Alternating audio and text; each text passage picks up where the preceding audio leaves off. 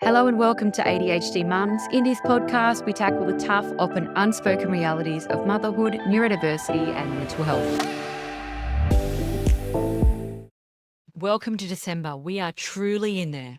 If you haven't downloaded my festive bucket plan, it is your Christmas planner, the way that you are going to move through December calmly, consistently, with progress all laid out in a plan. Please jump in, grab it, check it out. It is in the show notes and it is on my website. Now, for the real heroes of Christmas, these aren't the ones in the red suits. This isn't Santa.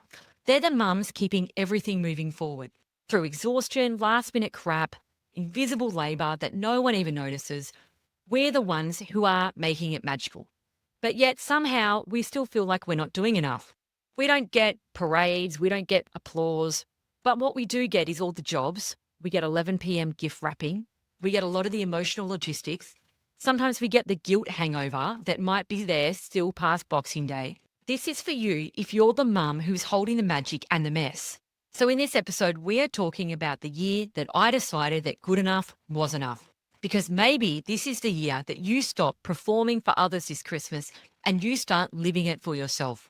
Now, it starts with me with a picture. It is a picture of the perfect kitchen, the perfect apron, perfect children who apparently love manual labour. That seems like a stretch when I repeat that, but that's the thing that I did last year. Last year, I did the thing that I tell other people not to do. I opened Pinterest and Instagram, and then my imagination got way ahead of itself. I decided that I was someone who bakes, and I have no prior history of baking. We had just moved house out to acreage, and my daughter had transitioned back into a regional public school, which I was so excited about. We had a new community and I felt so happy and grateful that my daughter was better. She was back in school and that we were living on this acreage and we were kind of like having a new start. In my head, I was all wholesome and it was all beautiful. The kids were laughing. There was cookies cooling. There was ribbons. Everyone was making them. It was like joy on a tray. But the reality was that the kitchen was destroyed. Everyone was whinging, that everyone was arguing over who had more red icing. I didn't get to get a drink. I thought that I was going to be like having a glass of champagne or like, at least like a drink of water. There was no resemblance of any self-care for me. And suddenly no one wanted to do it anymore. But I was so far in, I couldn't stop because what was I going to do? Throw it all out? I had bought what I thought was going to be a really easy cookie set. So I thought I'm not good at baking, but like anyone can do a packet mix. There was so many steps in that packet mix and all of the packet mix only made 10 at a time. So I had to like make packet mixes like 6 times because we needed 60 cookies. By the time we finished this, like I thought I'd start early. I started 2 weeks early and we finished the night before. Like it took 2 weeks, which means the cookies were probably stale. And I thought I was going to be really organized. I thought I was going to be the mum that bakes, but none of that happened. So have you ever wondered, like deep in your bones, when is enough enough? Like when you keep going and then you keep going and then your house just starts looking like a bomb. And then your body's like screaming out for help and you wonder when someone's coming to relieve you from this god-awful shift that you're doing. Because you haven't had a break in 10 years. You may have been trained that giving up and resting means you gave up too soon. You may have been fined if you're the inattentive type that you get stuck sitting on the couch scrolling. People think you're lazy, but you're actually having a complete breakdown in your head.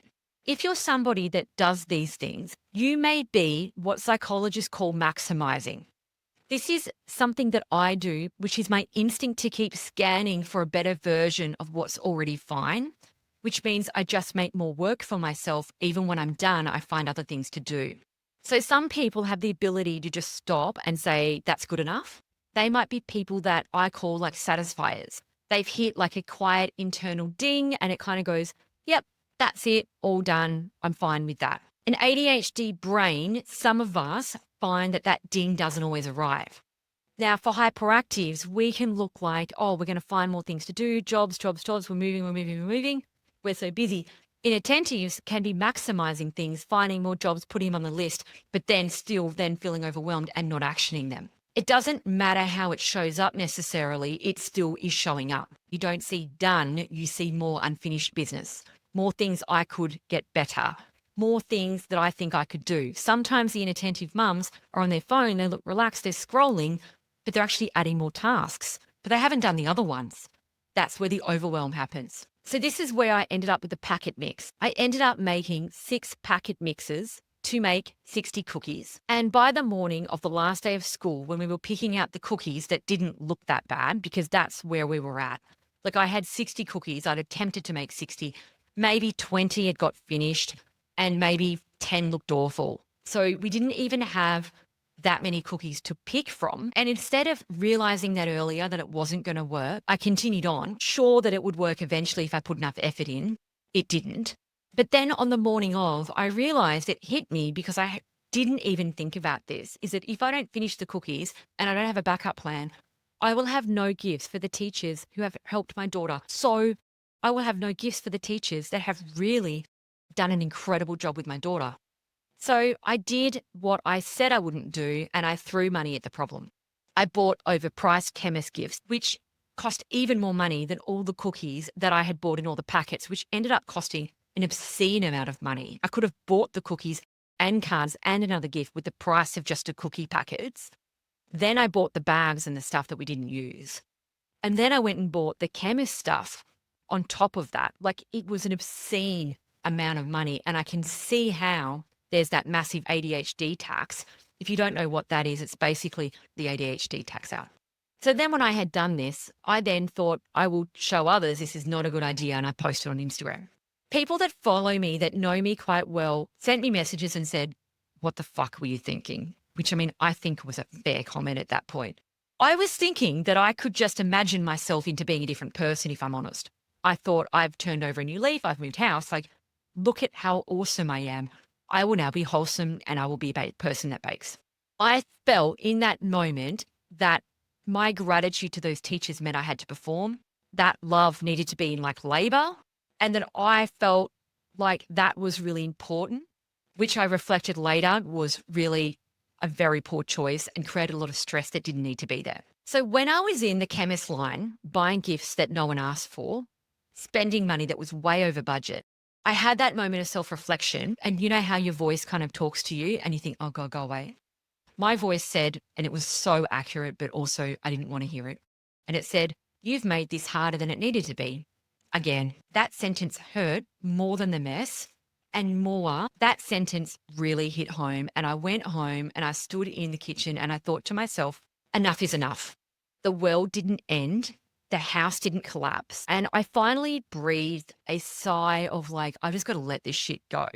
And I actually felt some resemblance of relaxation for that point. Researchers call this a shift, where you move into satisfaction as opposed to I'm scanning to make this better. When your body starts to recognize good enough is safe, it isn't failure. Barry Schwartz talks about this in The Paradox of Choice. He says that people that settle for good enough are actually happier and less burnt out than people that keep maximizing and maximizing and maximizing. Do you know how you might look at other people that you know and you think, wow, they live a simple life. Don't they get bored? Why are they so happy? Why is my life complicated? Why am I so unhappy? Like whatever it is that you think in your loop. You may find that in your ADHD brain, your reward loop can treat almost done as kind of like an alarm to keep doing, keep finding something else to do instead of like, that's done, rest. So if you're somebody that keeps working until you collapse and then you call that's being a good mum, isn't it? That's your programming. If you're somebody that sits on the couch, scanning, maximizing, creating these lists, planning these things, having these dreams, living this reality, but never getting started or struggling so hard to get started at all, that's also your programming. It's just a different way that our ADHD brains do the same thing. When you feel that, if this is you and you feel a twitch of like, I've just got to do one more thing, I might add one more thing. If you are in the festive fuck it plan, I talk about this in the audio. If you break down your tasks, you do your boundaries, you have it all set, and then you find more things to do, that's not winning.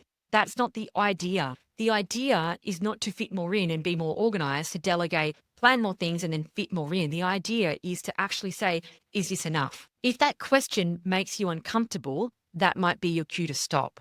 You might have to do this physically. You might have to physically teach your body. You might have to have a mantra. You can stop before you collapse. You're okay. You're enough. You're safe. whatever it is that you need to say. You don't need to earn your rest by suffering, being some kind of mum martyr. You don't need it to be perfect to prove that you cared. You just got to recognize that peace is there waiting for you. You just have to choose it. It's going to be difficult if this isn't your programming. It's not as easy to listen to this audio and make a change, but I hope that this sows a seed that maximizing may be why you're on some of that productivity loop, some of it. So people that see satisfaction and stop aren't people that fail or stop trying or they're not hard workers. They might be people that just decide their nervous system matters, and once they've done the task, it's done. After I had done all of the cookies, all of the things, gone to the pharmacy, done all of that, way overspent, it was interesting. When I picked up my child and I said, "Oh, how was your day? How did it go?" I asked them how the cookies went and everything, and they didn't even answer. She says, "Thanks for coming to assembly. That was really cool that you came." And my whole body was like, felt relieved. Like I was happy she was happy. But I'd somehow put the cookies as more important than just going to the end of year assembly. And it hit me that I had made it harder than what it needed to be. And it could have been enough. I could have bought a candle, or I could have bought nothing. I could have written a letter or an email and expressed how I felt. Whenever I see teachers on Facebook talking about what they like to get at the end of year present, sometimes mums will write into a Facebook group and go, "What will I get? Teachers, what do you like to receive? This teacher's done a lot. I want to get the right thing." Often I see teachers just write back and go, "To be honest, I just love a card," with some detail about what it is that I've done for your child. Like I love something heartfelt. So they don't even want the things. So the finish line that I made for myself was not the perfect cookie. The finish line that I put for myself was the cookie, but it really wasn't that. It was me showing up. And it was probably, I would say, the card that I wrote. And it would probably have been the card that the teacher received, not the feral cookie, because I doubt they ate them like I wouldn't have.